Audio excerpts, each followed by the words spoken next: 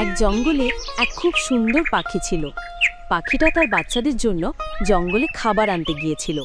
টুনি বলছে, হাট্টি মাটিন টিম, তারা মাঠে পাড়ে ডিম, আর টুনি গাছের বাসায় পাড়ি ডিম। পাখিটা এদিক সেদিক করে খাবার খুঁজছিল আর নিজের মনে বলছিল, আজ আমার বাচ্চাদের খুবই খিদে পেয়েছে, আমায় খুব তাড়াতাড়ি যেখান থেকেই হোক খাবার নিয়ে যেতে হবে। ঠিক তখনই কোথা থেকে একটা চিতাবাঘ এসে হাজির হলো। চিতাবাঘটি চোখ বড় করে বলল, আরে এত সুন্দর পাখি, আমি তো দুদিন ধরে কিছুই খাইনি, আজ এই পাখিটাকেই ধরে খেয়ে পেট ভরাবো। বাঘটা আস্তে আস্তে পাখির পিছু নিল, যেন চুপি চুপি তাকে ধরতে পারে।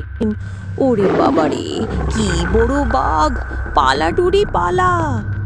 বাঘটা দৌড়ে এসে সামনে ঘিরে ধরল।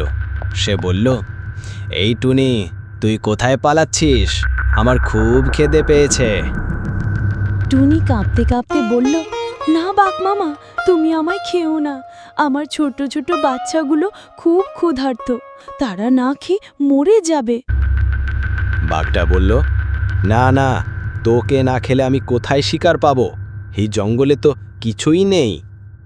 বাঘ মামা, দয়া করো, তোমার তো অনেক বড় পেট, আমি তো একটা ছোট্ট টুনি, আমায় খেয়ে তোমার পেট ভরবে না। বাঘটা একটু ভেবে বলল, তাও তো বটে, কিন্তু এই জঙ্গলে তো এখন কিছুই নেই, তাই তুই শিকার হ। টুনি তখন বলল, ঠিক আছে মামা, তবে আমার একটা শর্ত আছে। বাঘটা বলল, হ্যাঁ বল, বল কি শর্ত? টুনি বলল, আমি আগে আমার বাচ্চাদের খাইয়ে আসব, তারপর তুমি আমাকে খাবে বাঘ মামা। বাঘটা অবাক হয়ে বলল, কি, তুই আমায় মামা বললি? হ্যাঁ মামা। বাঘটা হেসে বলল, তুই যখন আমাকে মামা বলে ডাকলি, তাহলে আজ থেকে আমি তোর মামা। তুই তাড়াতাড়ি গিয়ে তোর বাচ্চাদের খাওয়া, আমি তোকে কখনোই খাবো না।